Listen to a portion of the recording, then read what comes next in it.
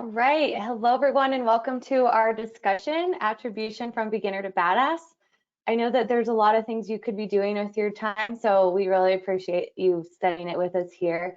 My name's Katie and I'm going to be moderating today's event. And just before we jump into some housekeeping items, I want to launch a quick poll question. This is kind of going to help guide our conversation and figure out where you are in your attribution journey. So let me just launch that really quick. All right, so it should be launched. If you can fill that out, this would be really helpful, and we can kind of see where you're all at. I'll give you a second to fill that out. Cool, coming in. Give you a few more seconds here.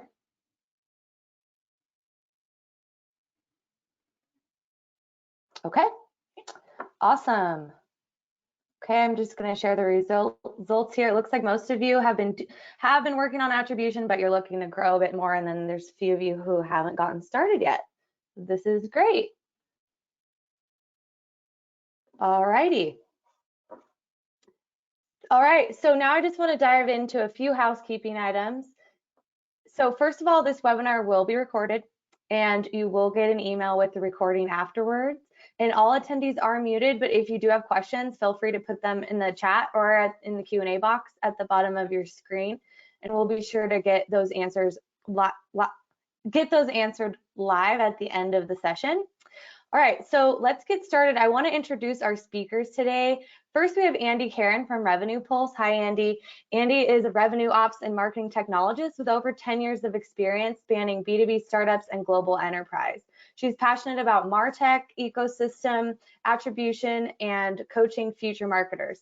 A proud member of the Marketo Fearless 50 and 2X Marketo Champion, Andy's the VP of Consulting with Revenue Pulse by day and leader of the Chicago Marketo user group by night.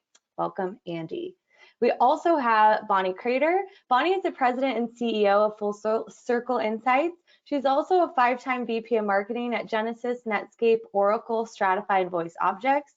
While valuing the creative side of marketing, Bonnie's real love is marketing operations, measuring marketing investments, and determining investment optimization. Now as CEO of Full Circle Insights, Bonnie's working to help fellow marketers get the data needed to succeed. And Bonnie holds a BA in biology from Princeton University. All right, so remember that you can ask all the questions you want in the Q&A panel at the bottom of your screen, and we'll get to those at the end of the session. And with that, I'm going to let Andy take it away. Welcome, Andy. Thank you. Great to be here. All right. So our agenda for today, as we cover this beginner to badass approach, is really about mindset and level setting for yourself and within your organization on attribution and also ROI, because the two are different. They're tangential to each other, but that's part of what we're going to cover today. So first, we're going to cover establishing attribution maturity. I think this is key in understanding where you are so that you can map your path to where you want and need to get. From there, we're going to look at understanding different attribution models and how those work, look at desired attribution output and ROI.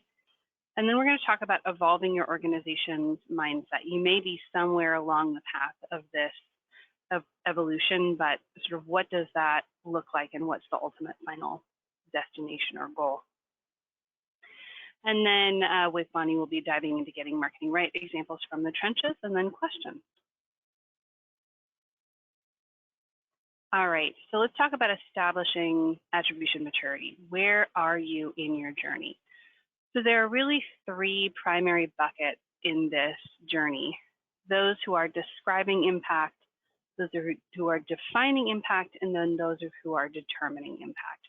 So most organizations want to get to the point at which they are determining impact. And what I mean by that is going from a process of saying, this is what we've done, to this is how we did it, to this is how we can do it again and or improve upon it. So Many start out getting into attribution from a perspective of currently doing basic reporting or ad hoc analysis of particular campaigns, channels, sub-channels, or particular tactics, and starting to build out that foundation. Once you get into general analysis, this is where you're starting to really define your impact. So this is, if I put X amount of dollars into channel Y, will I hit my target?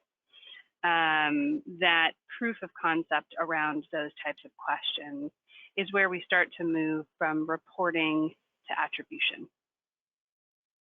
And then we get into forecasting and prediction. So if I have a forecast of marketing needs to hit this dollar amount for the quarter or the year, what have you, and I predict that by moving these particular budgets around that we will hit that, how close do I come to that final outcome? And then optimizing and potentially using either AI or machine learning or more advanced models is kind of the final output of that. Now, do you need to be using machine learning to get to this point? No, but most organizations are using a more customized or robust model for some of those larger stage analyses at that point. So figuring out where you are on this path and then how far down it are you trying to get, what's the timeline for that, and is that a realistic timeline for the talent and resources that you have within your department and organization? Do you need additional resources, et cetera? So before we dive in on anything, I want to make sure we're all on the same page with sort of an attribution glossary, if you will.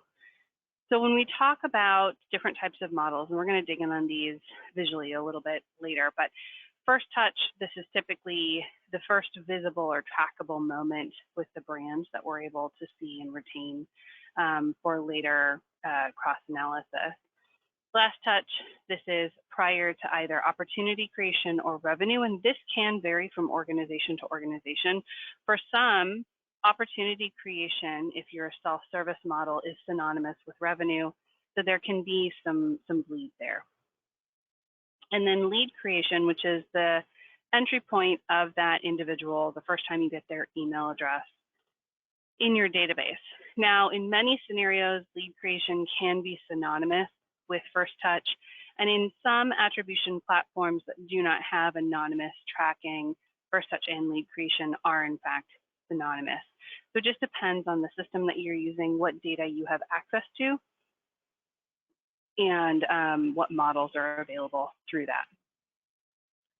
So when we talk about an attribution model, what we're talking about is a mathematically weighted model that allows us to calculate against the engagement touch points or combination of those touch points what gets quote unquote credit for revenue. Now I put this word in there on purpose because credit is really becoming kind of a dirty word inside of attribution.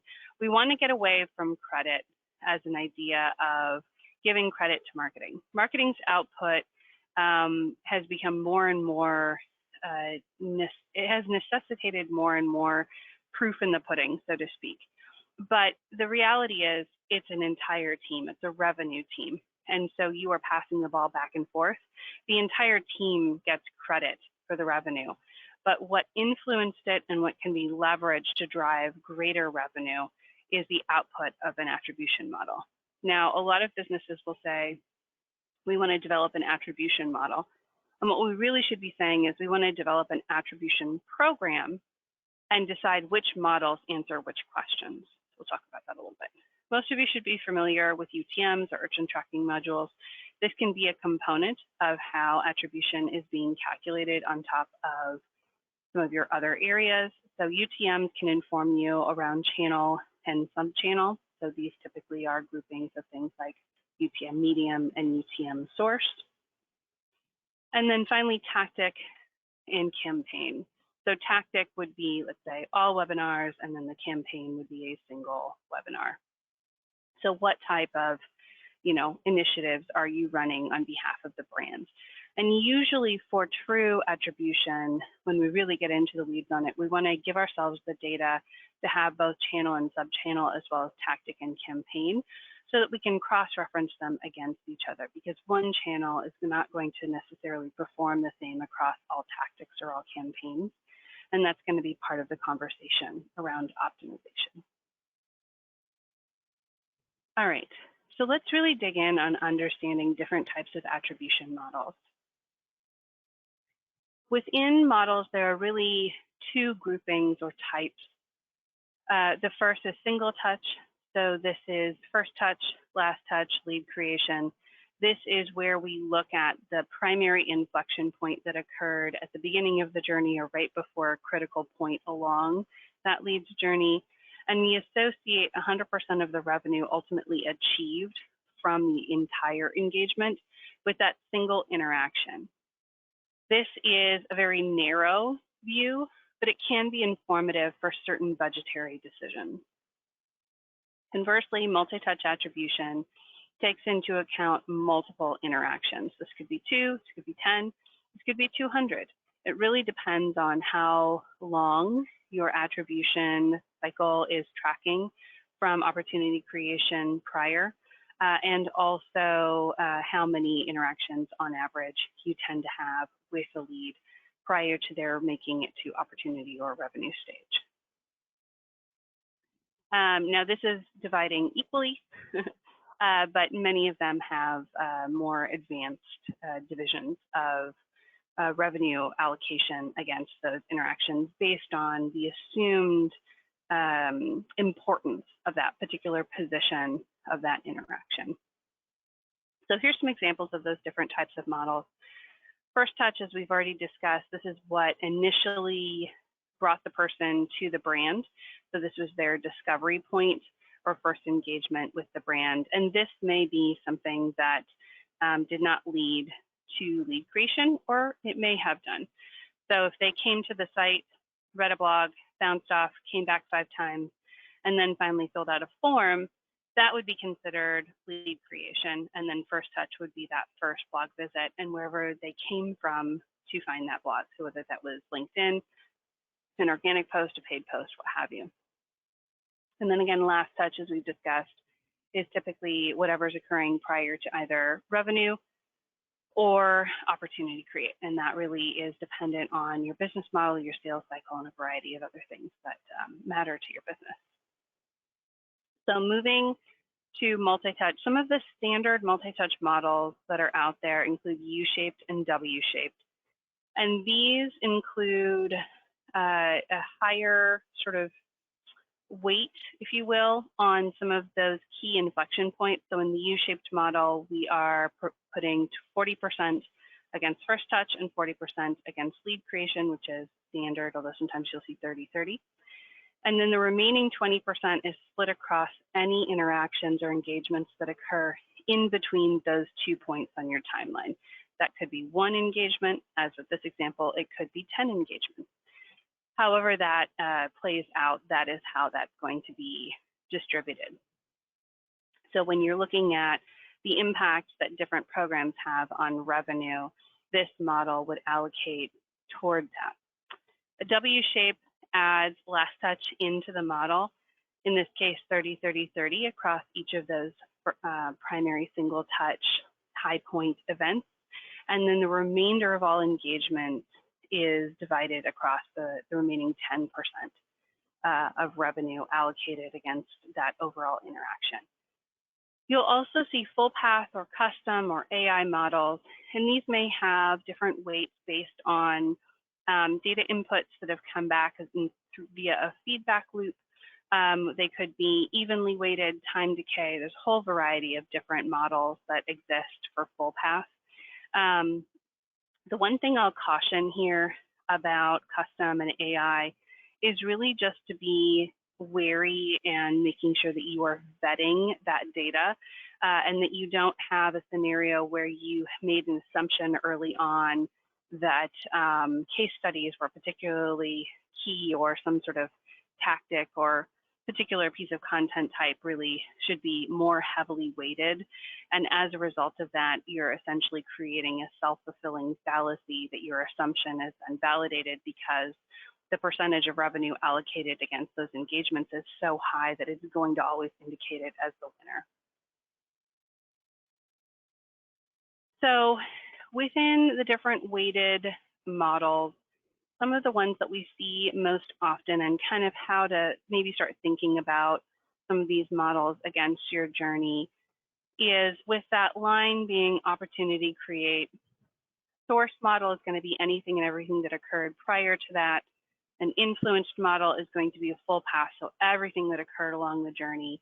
And then an accelerated model can help you identify what in your marketing sphere or plan is helping to accelerate post-opportunity creation, potentially toward closed won deals. All right, so one of the questions that I get most often is which model should we use? And the answer is always going to be, if not all of them, then definitely most of them, and certainly more than one. So the reason that there are multiple models is that each model answers potentially a different business question, is going to align against a different KPI or set of KPIs. So when we talk about first touch, this is what's doing the best job at sparking initial interest for the brand. Where are we driving net new names into the database is lead creation. What's driving brand awareness overall? U-shaped. W, what's having the largest impact from that initial spark of interest to opportunity. Last touch, what's getting people over the line to actually become opportunities. And then multi-touch, which marketing campaigns are having the largest impact across the entire journey towards sales. All right, so let's talk about desired attribution, output, and ROI. So when we talk about this, these really are two things, and I want to make sure that we're really separating them. So attribution indicates opportunities and revenue amounts influenced or potentially even maybe created by marketing engagement. This means that ROI is not attribution. ROI is an extension of attribution. So attribution is the science of getting at the connection between engagement, whether that's at a campaign level, a tactic level, or a brand level, and the ultimate outcome of driving revenue so that you can optimize against those. The extension of that is to get into ROI. So this is looking at return on investment. So with the marketing spend, if you were able to capture that at whatever level, however granular, and reassociate that back against the marketing engagements, the programs, the campaigns, the ads, etc., and then connect the dots between those individuals involved or the account as a whole and the return. So closed won deals and also potentially calculating for pipeline here. So the desired output for attribution, and we're going to play with big numbers with really high ROI in here because let's be aspirational. I would not expect to see a 37-to-1 or any of the other fun numbers necessarily when you're getting started or even when you are working at a more advanced level, but it's fun, so why not, right? So this is looking from a tactic perspective on the spend or cost associated with each of these initiatives. The marketing touched revenue that we were able to associate against those from individuals who were campaign members here and then roll that up and then calculating the ROI from there. Now this is a somewhat more macro view, and we're going to talk about macro and micro views today a little bit. But the reality is that ROI is going to start to tell you, the ultimate story of where are we seeing good output? Where can we start to pull some levers? Have we maxed out the number of webinars we can do in a year? Is it maybe better to invest more in our blog creation, which also has a similarly high, not as high, but still quite high return? Should we be allocating some or all of the budget that we have against purchase lists, in this case 70K, against other channels with a much higher performing ROI as opposed to continuing to get such a low return on the dollar. So we're not even getting a one-to-one there. We're actually losing money on that investment. So this really is about investment optimization. So this takes attribution, which is the collection of engagement and mirroring that against opportunity data to the next stage by including spend. And it really isn't something that you can easily do inside of CRM, because CRM just isn't set up to get at this very granular level. And that is where, having a potential partner or tool in place that can help you manage that spend is going to become critical. We also want to be thinking about how macro and micro we can get from a brand perspective, which is going to be your easiest to calculate ROI if you're able to connect the dots between engagement and marketing touched revenue. And you notice I say touched, not created, not influenced, touched. Some of these definitions are hard to really get the entire organization on board with, but part of what's going to lead to ultimate success with attribution and ROI calculation is having a marketing ops definition sort of dictionary on what these terms mean, so that everyone in the organization is on the same page and you're using the same definitions around what those terms actually mean for your organization and in general. So in this case, we're looking at brand and then channel and then sub-channel and making decisions potentially from there.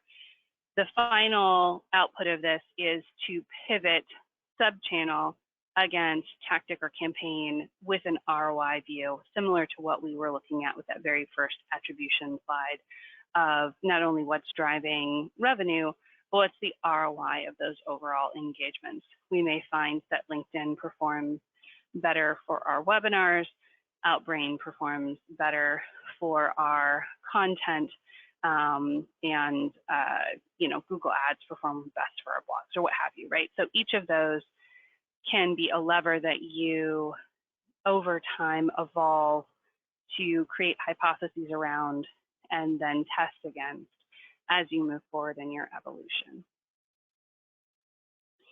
So we're going to take a step back and really go back to sort of the beginner stage, what that first sort of activity type that I tend to see in organizations who have talked about attribution, they want to get there, and then moving forward. We're going to do it looking at just a single campaign, and we're doing this really to help illustrate how the evolution that you're seeking within your organization isn't so much about the models you're using. It's not so much about the potential tools or partners or systems that you're using, although having that data and having a solid, trustworthy way to pivot that is going to be key. What's really important is having a mindset within the organization that is evolved and having the conversations that revolve around that way of thinking be the primary focus. So a lot of organizations historically will make decisions based on cost per lead or CPL. And the idea behind this historically has always been, well, all leads being equal, we should take the ones that cost the least, because then we can optimize our budget to get more leads.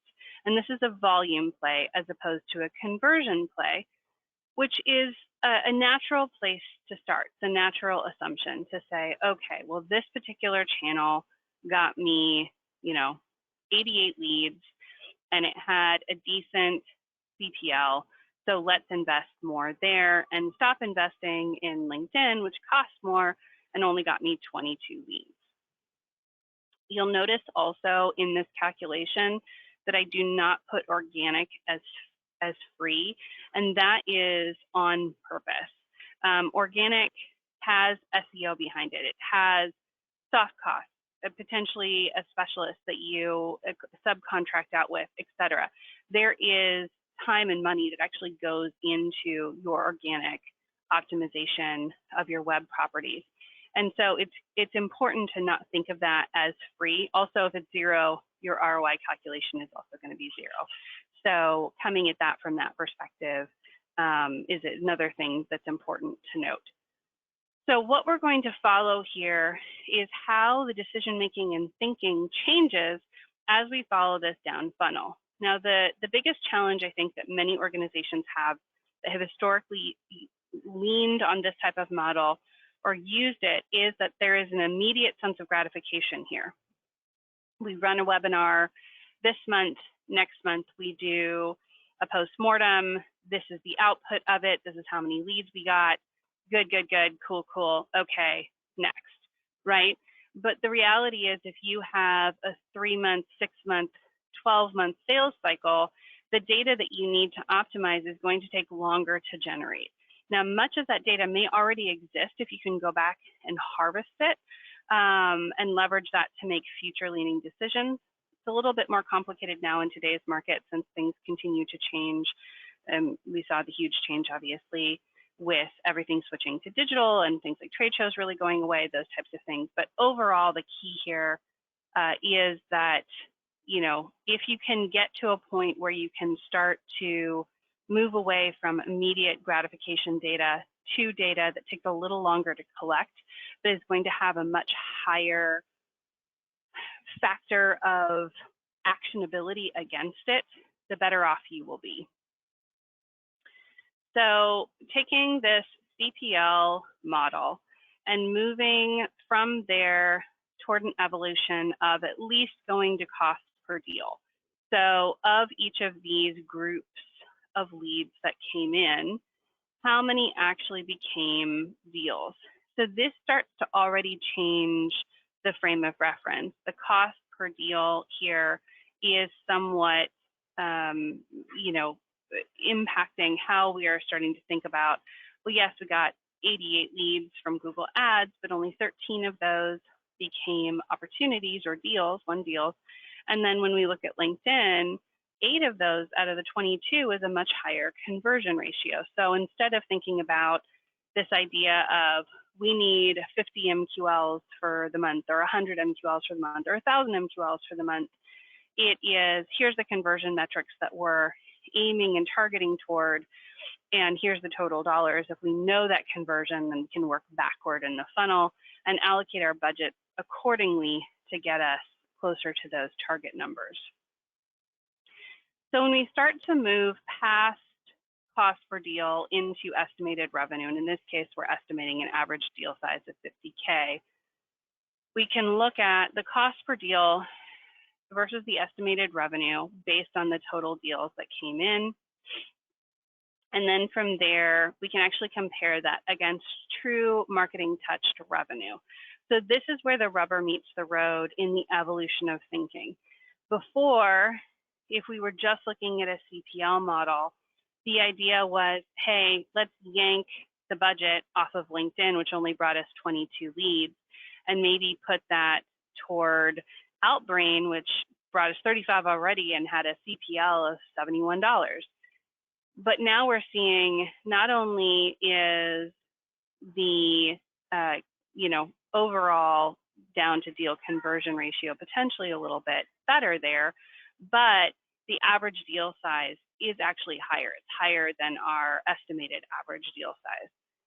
And so again, going back to that ROI calculation, when we start to get into ROI, this is where the conversation changes.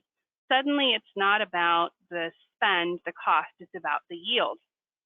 And if we know, and again, some really fun wishful thinking numbers here, we know organic SEO is pretty much always going to be the top performer because the spend there is so low and it has such a broad reach. But, you know, when we start to change our thinking, yes, it is now evident probably that our Facebook spend and Twitter spend, which are minimal, might be better allocated toward LinkedIn.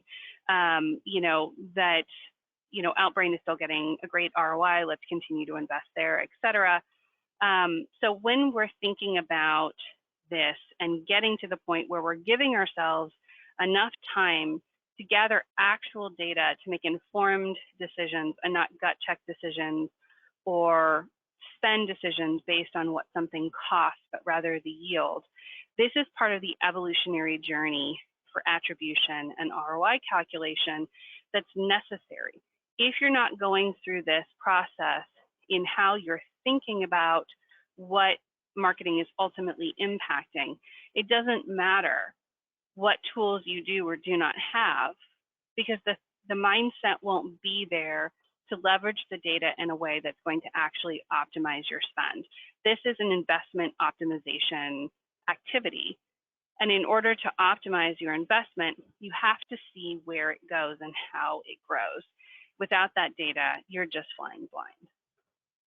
And so from that, the roll-up is then, do we take that one webinar and put it all together and look at as an entire tactic in addition to specific webinars? We can subdivide that down into specific product lines or topic avenues, those types of things as well, provided that you're capturing that data. But the more data you're enabling yourself with today, now, the more data you will have also down the line to do these more robust analyses. All right, so with that, just a second look at that additional type of thinking. I'm going to hand it off to Bonnie.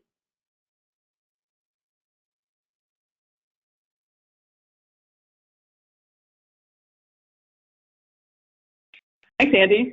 That was a really, really nice explanation of a lot of, concepts that sometimes are just hard to wrap your head around. So I appreciate you going through all that. And as you were going through, I thought, oh, there's some good questions that even I have that would be great to have a discussion about. So thank you. You may be on mute. Okay, so I think you're going to advance my slides. So yes. Okay, cool. Thanks, Andy. Okay, so I've got a few slides with some examples.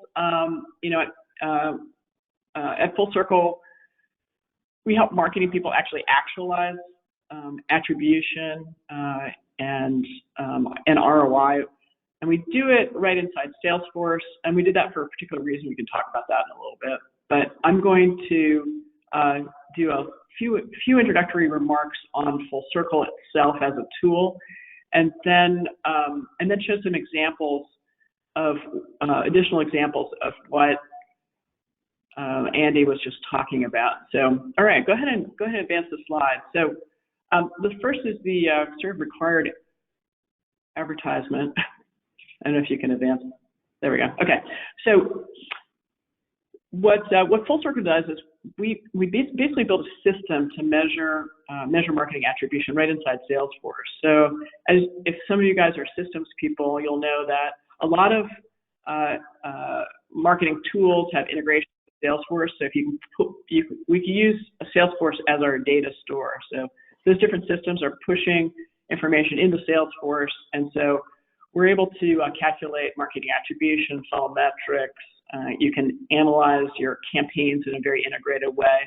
You can use this data for integrated revenue operations to include not just the marketing people, but the sales people in all these discussions. We are a firm believer in transparency across these different organizations and acting as one team. Andy mentioned this, which I think is a really, really important point, which is it's not marketing or sales, it's marketing and sales together working on growing and optimizing the activities of the company to grow revenue.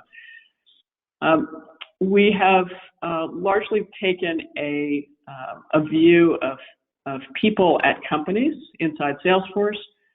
You can do some account-based reporting today, but we are going to turn that on full blast this year with ABM and all the ABM metrics that you might want.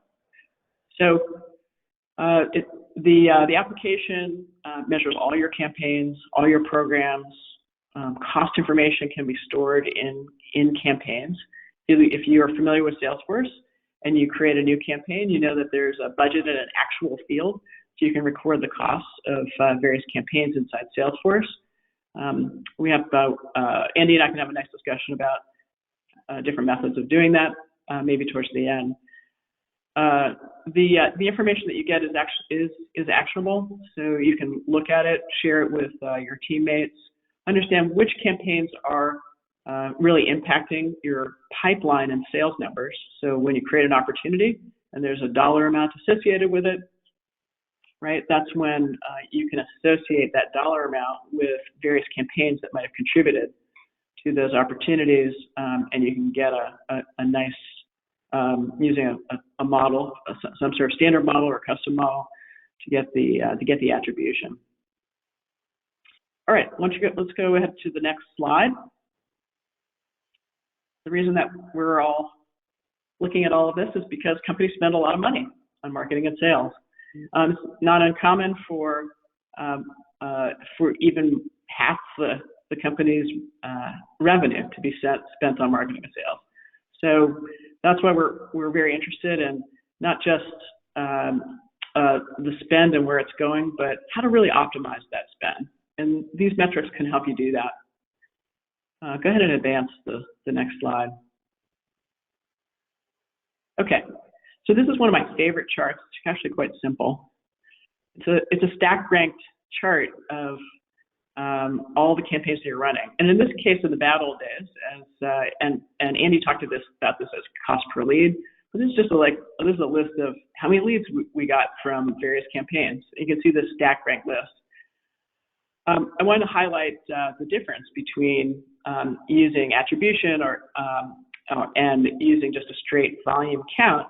This chart shows that demo request is 210. If you advance the slide,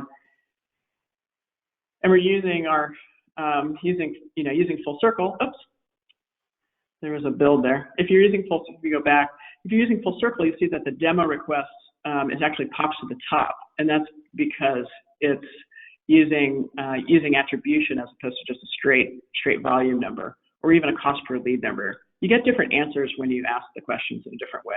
So it's real, and you'll see this when you start using some of these different tools.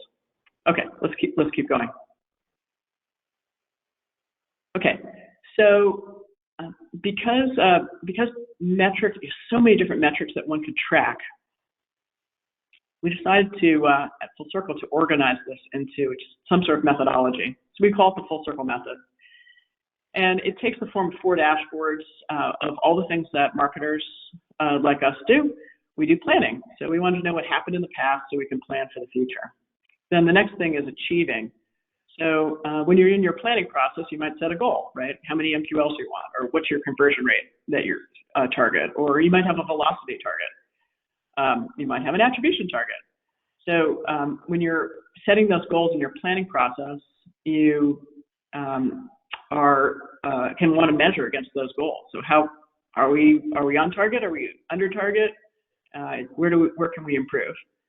Then the third dashboard is called optimizing, and this is one of my favorite things, is because I always wanted to know what happened to every lead.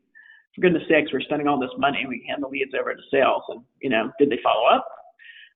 Do they have any feedback on those particular campaigns? Are some of them converting better than others? These kinds of things are found on the optimizing dashboards in a series of components. And then lastly, one more click there, Andy, is our evaluating dashboard. So the first 3 dashboards are largely focused on funnel metrics, and the last one is focused on attribution, some overlap between them. But the evaluating dashboard shows you the impact of all of your campaigns or campaign types on pipeline and revenue. So when you have pipeline, you have a dollar amount associated with your opportunity, and that's when you can start calculating attribution. Because you need some sort of dollar amount that's associated with it to get that calculation. So it could be pipeline or revenue, but the evaluating dashboard shows a bunch of different components which measure the impact of your campaigns on pipeline and revenue. Okay, so there's planning, achieving, optimizing, and evaluating. Those are the 4. So this is what a lot what Andy was talking about, which is, and this is what our best customers do, is they basically say at the beginning, and it's in the upper right, sort of 1 o'clock position on this circle, is they align both the sales and marketing on what the company objectives are. And that typically takes the form of some sort of sales number, revenue number. And once that's done, there's an adoption of tools to actually measure progress against those company objectives. And then very important is having regular meetings. I can't emphasize this enough, because once you get these tools and you start looking at the data, it's important to review that in some sort of forum where you might have both sales and marketing operations teams in the same meeting, looking at the data and providing feedback to each other in an open and transparent way to really understand which campaigns are, these are really working well, or, these, maybe we need to change the messaging or something. So this is where you identify areas of improvement, and then you make adjustments to your sales and marketing operations, and the cycle continues. And the people that do this, when they first start using tools like this, and I'm going to ask Andy to click one more time on this slide, is they find, I don't know if that's, there we go. They find about 30% of the marketing, they want to either, change, or they want to increase investment, or they want to decrease investment, and all of this is an optimization process. So, so what happens is that there's a gigantic return on investment, because we all run campaigns that some of them work great, some of them don't work great, and so you want to be able to have a really easy way to identify, okay, where should we de-invest, or where should we significantly change a program, or put the money towards something that we know is working well. This is also helpful in changing, when budgets are changing. So if you get a situation where your budget is changing, then you know where to put the money, because you've got this information. Okay, let's move on to the next slide here. Okay, so one of the things I've said over the years is attribution alone isn't good enough, right? So the way we think about attribution is that there's actually two things. I'm going to ask Andy to advance the slides again. So it's really two different things. Attribution metrics are, as Andy described it really well, we're just reporting on marketing's contribution to revenue. And we get into these discussions about credit, right? And I want to emphasize that it's one team, but you really want to know which campaigns are actually driving and really correlated to higher opportunities, growth, or higher opportunity values, or close-won revenue. And attribution metrics, you might look at them. You might look at them every week, but generally, because sales cycles are generally a little bit longer than a week for most of our customers, not all, but most of them, you want to look at those monthly and quarterly, and off at special meetings. The difference between attribution and funnel metrics is really about measuring is how to measure your process and how well your process is working. As we all know, if you're in this marketing operations business, you're in a situation where some of the processes can be quite complicated, and so you want to be able to optimize those processes. Particularly things like when you're handing off the lead handoff between sales and marketing. So the funnel metrics are volume, velocity, conversion rate, and these are super useful in weekly meetings to review. So the meeting cadence is really important, and I can't emphasize that enough, because if you have these tools and you don't look at the data, you're not going to make any progress. So make sure you're going to have put the effort into it. All right, next slide. So now I'm going to just do a couple of examples, and then we'll turn it over to some questions that might be being cooked up among our attendees today. So I'm just going to do three relatively simple examples. Which campaign types are driving the most sales? Which programs drive the highest conversion? And can I measure my PR? Okay, so let's look at the first one. Okay, so this also has a build on it. So I'm going to ask Andy to click here for a little arrow that should show up. Okay, great.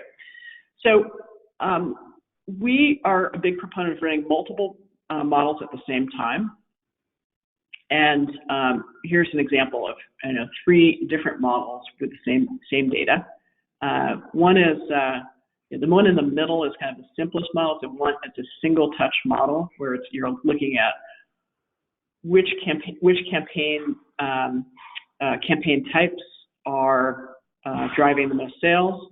And in this first touch model, you can see this orange are events. But look at the purple there for a minute. Okay, so purple is digital ads. So let's look at digital ads and say we're interested in how our digital spend is doing. So in first touch, it's actually driving a bigger percentage than maybe if you look at some of the other models. Okay, so which might make sense because when your prospects are doing doing research, right? They are looking and touching some of your digital assets, and so maybe maybe digital ads are a really key way to get a first touch. But if you look at even spread, for example, and on the left-hand side, you'll see digital ads show up as orange. So this must be an artifact of Salesforce, but anyway, it shows up as orange in this particular chart. And you see that when we spread out and include all of the campaigns that might be in a particular group of sales, that the percentage is actually smaller. Another way to look at this is a model which is more complex is time decay. And this sometimes can be useful to understand the kinds of campaigns or the results when you campaigns that when the interaction actually just takes longer or shorter, right? And sometimes you get some unexpected results. So if the interaction is longer, it may indicate a more committed prospect and a better chance of getting a close one deal. And in this time decay model, you might score, different campaigns, individual campaigns by how long, someone would take to interact with that. And so it's possible to kind of experiment with this, but you can see on the right-hand side that the digital ads have a little smaller piece of the pie based on this particular model. So these are things that you would study, and you can look at. You're going to get different results based on the different models that you're running. And it's very important to understand what the models are. Now, I just want to make this point that reporting is different than modeling, and maybe we can talk about that a little bit after my remarks are done. But I want to just distinguish between the fact that this is for example, if you just look at the first touch model, this is using that model and giving the credit, so to speak, of the first touch. But the reporting the reporting parameters here are looking at campaigns, right? Campaign types. It's a grouping by campaign type over a particular time of year, or set number of months or set number of years. So reporting parameters are different than the modeling. So it's really important to have that to keep that in mind. Okay, next up, let's move on. Okay, which programs drive the highest conversion rate? So this is an example of a funnel metrics chart, and you can see here. I'm going to ask Andy just to click on the next click here in the build, and you can see here that in this particular case, email marketing was generating the highest inquiry to one percentage. These are the sort of original series decisions. Now Forrester, funnel stages, so inquiry, MQL, SAL, SQL, SQL1. Most of you I think are probably familiar with this, but this is the kind of thing that you can get. And then you can also look at conversion rates between stages, and you may find something that you see just get stuck at a particular stage, or something that goes, maybe there's, you look at velocity metrics, something's going faster or slower. And there's also a lot of variation and things to look at. Okay, let's look at the next one. So this is a question that I had for many years, is how do I measure PR? And so on this particular chart is, you can see requests versus mentions. And on the next chart, you can see that we did a bit to look at incremental differences on days without a PR campaign and days where there was a PR campaign, and there might be an attributed difference when you're running PR or not running or not running. So this is what you might refer to as lift analysis, right? So you basically control for certain elements, and then when you add the other elements in, you get a lift. Next slide. Okay. It's very important that the data, as we all know, it's really, really hard to maintain our data, our marketing data. But one of the things that we do recommend is actually having a place where you put it. We like putting it in the CRM, particularly in Salesforce, because the reason is it's pretty straightforward, is that both sales and marketing can see the same information. By putting it in that one place, everybody gets visibility into where the bottlenecks might be in your processes or campaigns that might be performing particularly well. And you're really providing a place where sales can take a look and provide some good input and really engage in a good conversation.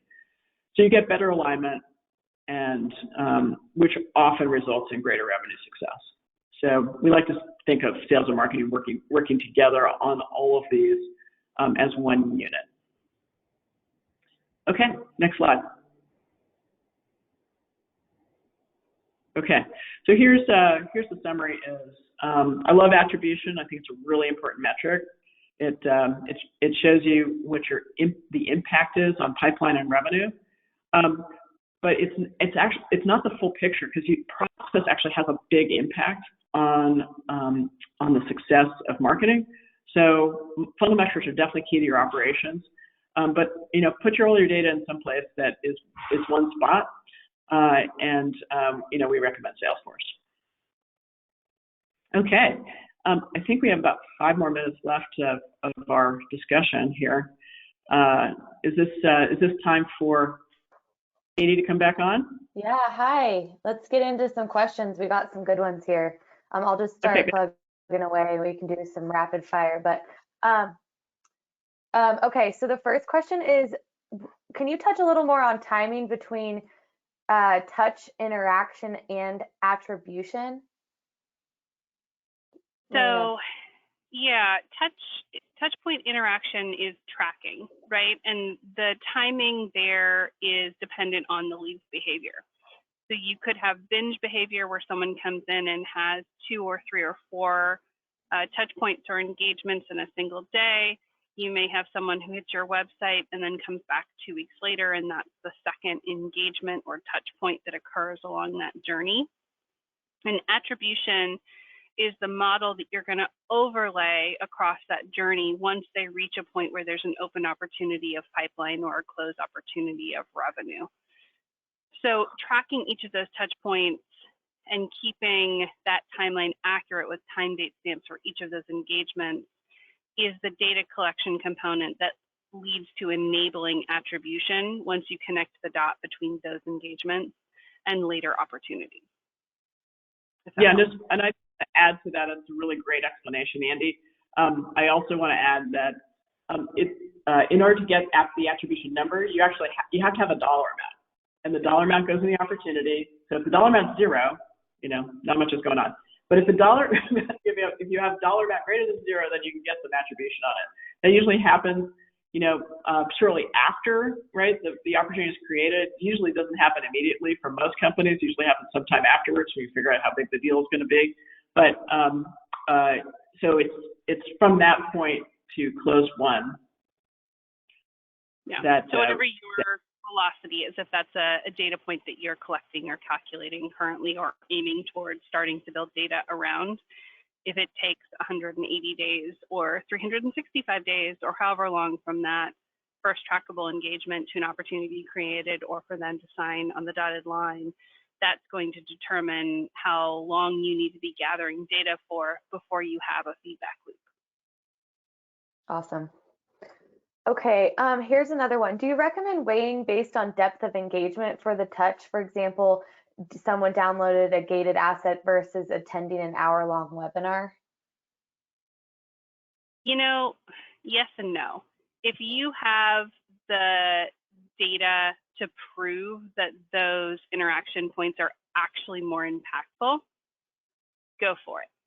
But if you are assuming that one is more important than the other, they're downloading a particular piece of content versus being on an hour-long webinar, that person could have signed on and then went and grabbed lunch, been looking on their phone at Facebook and doing all these other things. So there's assumed engagement that can be dangerous.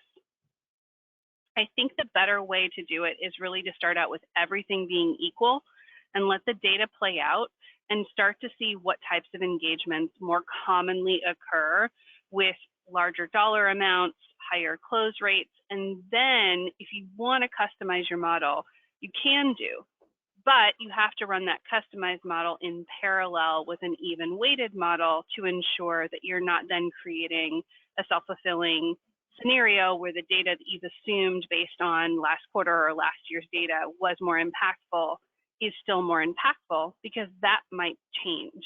People might get over webinars and just be done with them. And at that point, you might need to reassess how you're weighting those items. Awesome.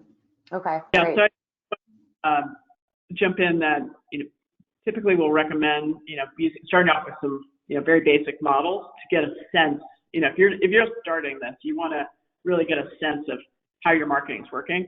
So start off with the first touch model, last touch model, and then probably a multi-touch even spread model, just to get the lay of the land. And then once you've been running those a while, then we can move into some more advanced type modeling. But start off with something relatively simple in the beginning is what we would suggest. Awesome. Another question here. Any thoughts on gating versus ungating and its impact to this mindset? I think we've all had the boss that was just like, ungate everything.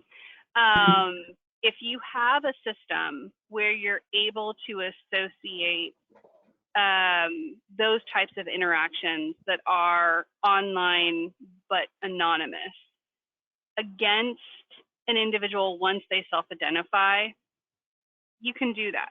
But that may identify that individual and then associate those interactions at the point where maybe an opportunity has already been created, which in retrospect is useful information for future analysis, but not necessarily giving you someone to identify earlier, potentially nurture, those types of things. So I think there has to be a blend there between what's gated and what's not gated, or even what's partially gated. I'm personally a huge fan, especially with things like case studies or white papers, of giving people the first few pages. And then if they want to download the whole thing, then you gate it, right? So those blended types of models, but you have to have some gates or you'll never be able to connect the dots between anonymous behavior and known behavior, because that tracking won't be able to associate the anonymous behavior against an email address. Yes, that's great, Andy. Yes. So at Full Circle, we've built a digital source tracking product that's part of our suite. And so that tracks all the anonymous touches, and then when someone actually fills out the form, it puts the whole string together. And so you can do all this type of attribution and funnel metrics work with these previously anonymous digital touches that became known. Yeah, and if you have a boss that's like the ungate everything, or let's say a senior leader that's like ungate everything advocate, have all of your salespeople on a call or whatever collected together and tell them that you can ungate everything and just wait for the response for your senior leader to see what happens with this conversation. You can ungate everything, but that means that you could have potentially, let's say, 50% of your database engaging with your website with ungated content, and sales would have no information about that at all. And see what sales says about that, because they want to know who they can stalk that's been on your website. They want that information. And so this is enabling for them as well. And that might change the dialogue pretty quickly. Awesome. That's great. All right. I know we're over time. I'm going to do there's a few questions here about Full Circle. Okay, Bonnie, first of all, what models are available in Full Circle? Is Full Circle a Salesforce.com API plugin? And do you have any guidance pricing for small businesses? I can reread those, but I also wanted to say to everyone, in case you're popping off, we will be sending you this recording and the slides, so make sure to look out for that probably tomorrow morning. All right. Sorry, go ahead, Bonnie. Yeah. So, yeah, all the models that Andy talked about, we have them. Some of them are just standard out of the box. Some of them are more custom that we can work with companies on. What was your second question? Is Full Circle Salesforce.com API plugin? We are a native app on top of Salesforce. So, you know, there's this thing called the App Exchange. You go to the App Exchange, you can download apps if you're the Salesforce administrator, and you put it into your instance. So we're an app like that lives on top of the Salesforce platform that. And I generally don't call it a plugin because it's an application. It's a real application. Okay, the other question is, do you have any guidance on pricing for small businesses? Can you clarify the question? That's sales, probably. I think, yeah, I don't know if that's about Full Circle or not, but okay, I'll just say. If you do have a question, we have a demo form on this website. We can get pricing to you. Yeah, I would just say click on demo request on our website, and we'll chat with you about pricing. Cool. All right. Well, thank you so much, both of you. This was really awesome. Thank you, everyone, for joining us. We'll be sending out the recording and slides afterwards. And I hope you have a great rest of your Wednesday. Thanks for having me. Thanks all. Thank you. Yeah. Thank you. Thanks, Katie. Thanks.